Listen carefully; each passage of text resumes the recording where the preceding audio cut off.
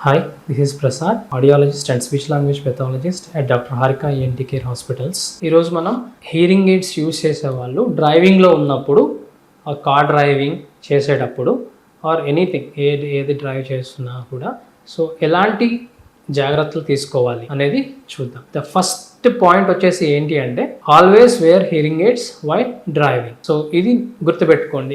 మీ దగ్గర hearing AIDS ఉన్నాయి, driving చేస్తున్నాం కదా, మనతో ఎవరు మాట్లాడతలేదు ఆర్ నేను ఒక్కనే డ్రైవ్ చేస్తున్నాను, so that is not a good thing అండి. సో ఎప్పుడు డ్రైవ్ చేస్తున్నా సరే make sure you are wearing hearing aids. And next one వచ్చేసి charge your hearing aids before you are leaving somewhere else.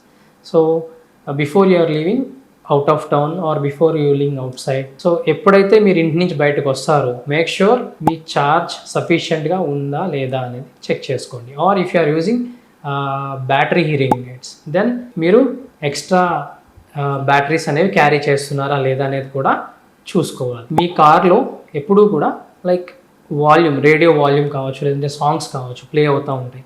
So ఈ radio volume లోలో పెట్టుకోండి లేదా turn off చేస్తే ఇంకా బెటర్. ఇంకొకటి రేర్ వ్యూ మిర్రర్ అనేది కొద్దిగా పెద్దది పెట్టుకోవడం వల్ల మీ సరౌండింగ్స్లో ఎలా డ్రైవ్ చేసేటప్పుడు మీకు ఈజీగా మీకు కనబడుతుంది.